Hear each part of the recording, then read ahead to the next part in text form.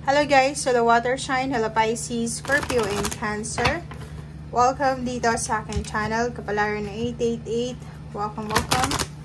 Alamin natin kung anong messages, vibration, gabay, energy para sa inyong lahat sa araw na ito.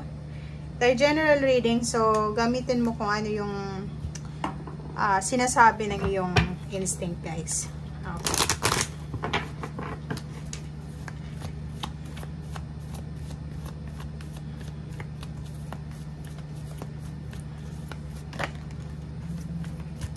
Water sign, Pisces, Scorpio, and Cancer. Oh, sorry.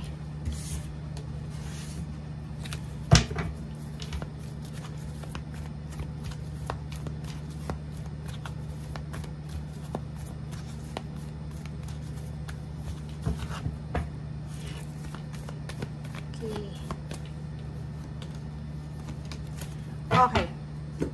Water sign. Nakikita ko sir dito, posibleng ikaw ay may pinaghahandaan na travel. Okay? Posibleng ikaw ay may inihahanda. Pwedeng naghahanda ka ng mga papeles mo, ng mga nag-empake ka siguro. Pwedeng ikaw ay aalis, magta-travel, pauwi ka ng Pilipinas kung OFW ka, or nakatira ka na sa ibang bansa. Or pwedeng yung iba sa inyo dyan, nasa Pilipinas lang, lilipat kayo ng bahay or lilipat ng pagtatrabahuhan, or gusto nyong mabago kung ano man itong takbo ng iyong buhay sa lahat ng areas sa buhay mo.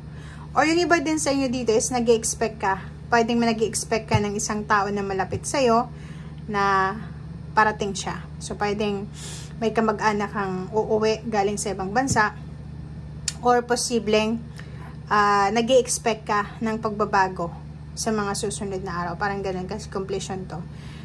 Kaso lang, if magta-travel ka today or pwedeng yesterday pa to, mag-iingat ka dahil posibleng ikaw ay manakawan sa kung ano man na transportation ang sasakyan mo, barko, bus, aeroplano. So pwede ma-misplace yung documents mo or yung mga papeles mo.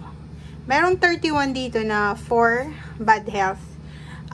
Posibleng sa araw na ito, meron kang mababalitaan. Okay, so pwedeng mabalitaan mo na isang tao na kakilala mo ay posibleng may sakit siya, or may mga financial problem siya, or emotional problem siya na posibleng dadaanan.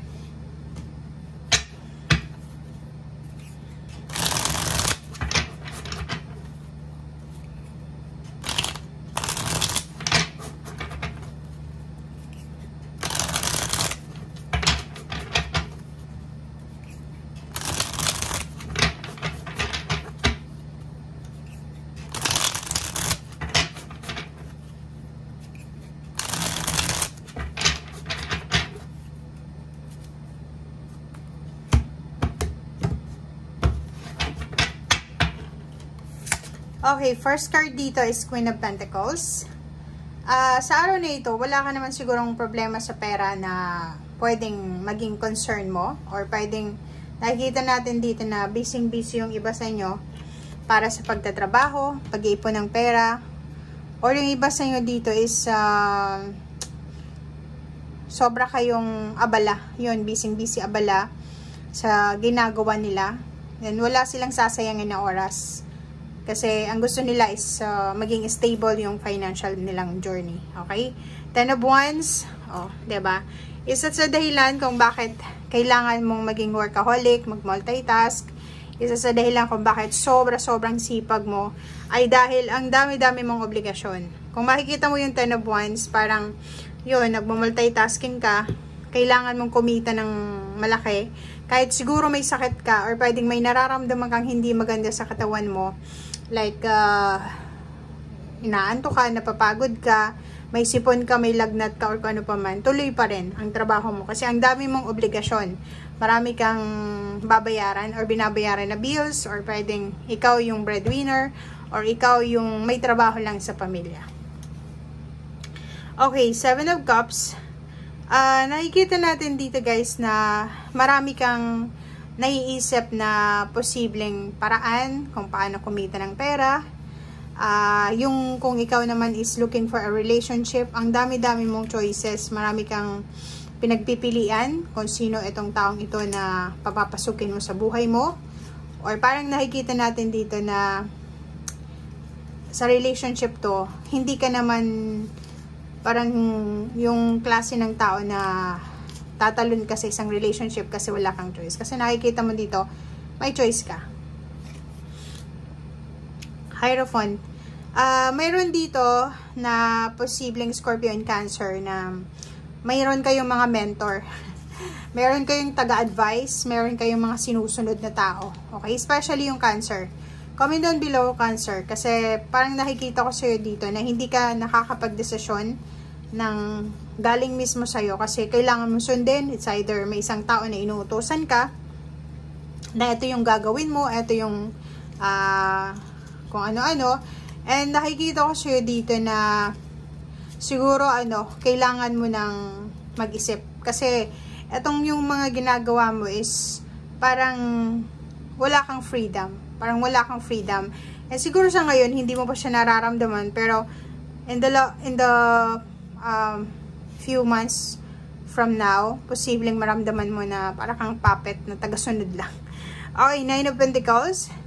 Yun, related dito sa Queen of Pentacles, guys. Syempre, kung sobra kang masipag, sobra kang hardworking, talagang kung ano man itong ini-expect mo na pera, financial success, prosperity, ay posibleng mapapasayo yan. So, di ba?